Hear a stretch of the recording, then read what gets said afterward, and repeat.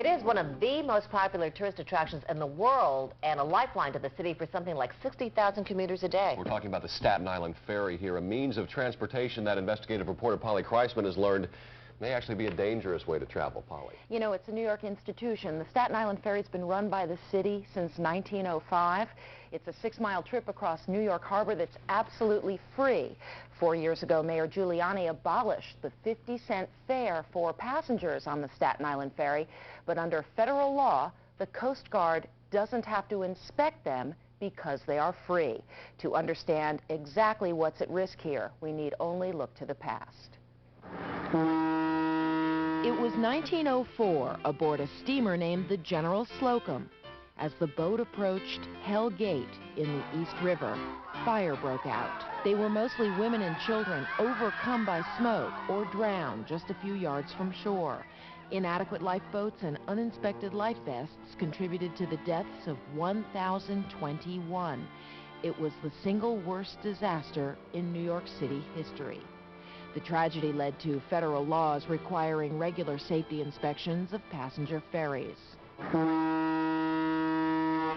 But as you will see, perhaps the greatest ferry system of them all, the 7-boat Staten Island Ferry fleet, is not required to abide by those same safety regulations, despite the fact that 2 of them, the Newhouse and the Barbary, carry more people than any vessel under the American flag. And insiders say the ferry system is plagued with problems that threaten the safety of 25 million passenger trips a year. There is a safety problem there that's been ongoing for some time and getting worse. Newspaper editor Bill Franz first learned of these problems when he worked as an investigator for the Staten Island Borough president. The ferry is operated by the Department of Transportation, whose basic responsibility is roads and potholes. The Department of Transportation refused to cooperate with us during our investigation.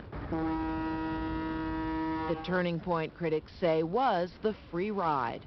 That came on July 4th, 1997, when Mayor Giuliani eliminated the 50-cent fare.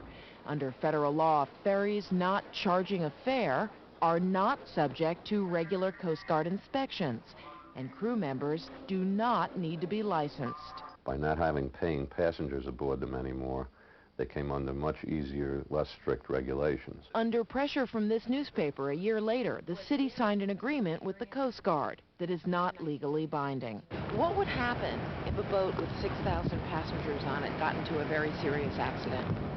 Well, first of all, the likelihood of a serious accident is very low. A ferry with a capacity of 6,012 passengers is only required to have life raft capacity for 36.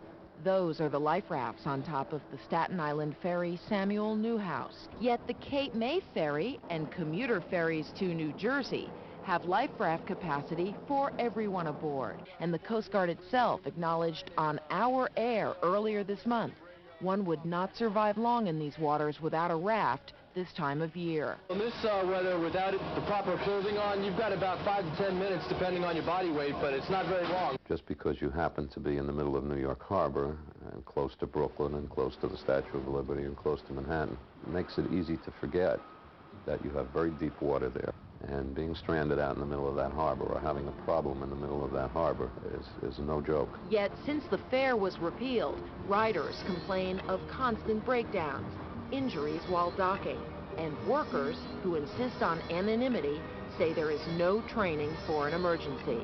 Tomorrow night we will show you what we found aboard the Staten Island Ferry, the lifeline to Manhattan for thousands and one of the most popular tourist attractions in the world. Tomorrow night we'll take a look at some of the life jackets that you'll hope you will never need to use, and you'll see how ill-prepared the ferry crews are and have been in the past in case of a serious accident.